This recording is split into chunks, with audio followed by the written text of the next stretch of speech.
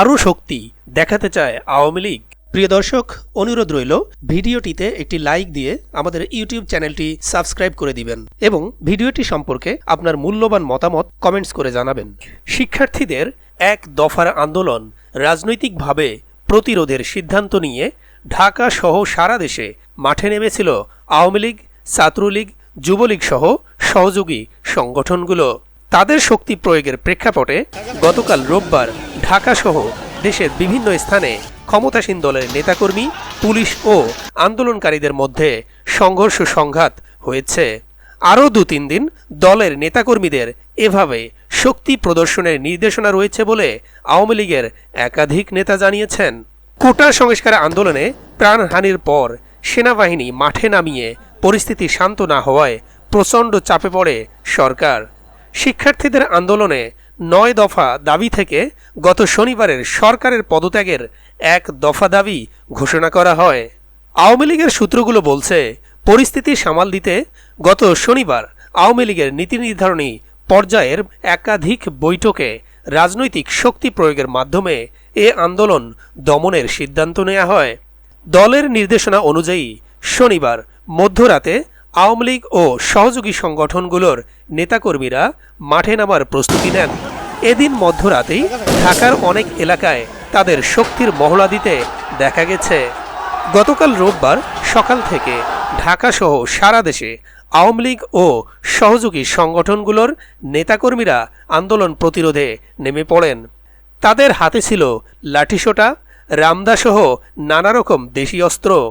অনেকের হাতে বিভিন্ন আগ্নেয়াস্ত্রও দেখা গেছে। আইন শৃঙ্খলা রক্ষাকারী বাহিনীর পাশে থেকে আন্দোলনকারীদের সঙ্গে তাদের সংঘর্ষে জড়াতে দেখা যায়। আওয়ামী লীগের নীতি নির্ধারণী পর্যায়ের একাধিক নেতা জানিয়েছেন, শনিবার আওয়ামী লীগ সভাপতি প্রধানমন্ত্রী শেখ হাসিনা ১৪ দলীয় জোটের শীর্ষ পর্যায়ের নেতাদের সঙ্গে বৈঠক করেছেন।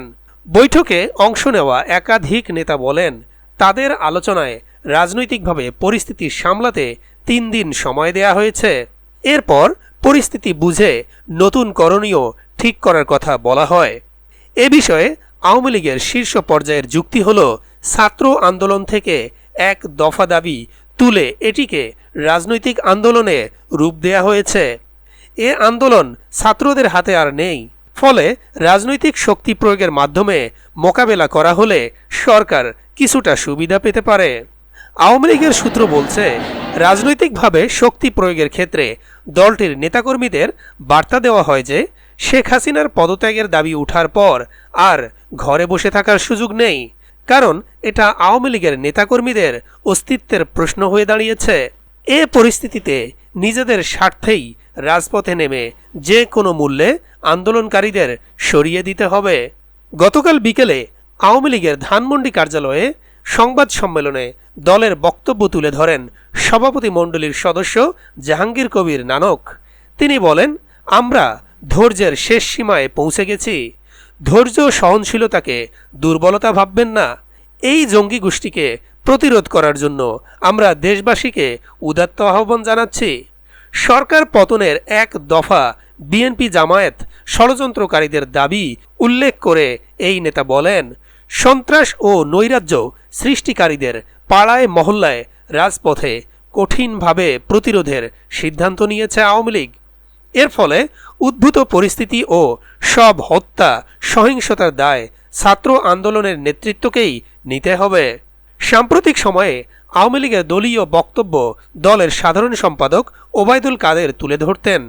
গতকাল তিনি সংবাদ সম্মেলনে আসেননি। আওয়ামী লীগের দলীয় সূত্র জানায়, দলের সাধারণ সম্পাদক, নীতি নির্ধারক ও সরকারের গুরুত্বপূর্ণ মন্ত্রীরা গতকাল দিনভর গণভবনে কাটিয়েছেন।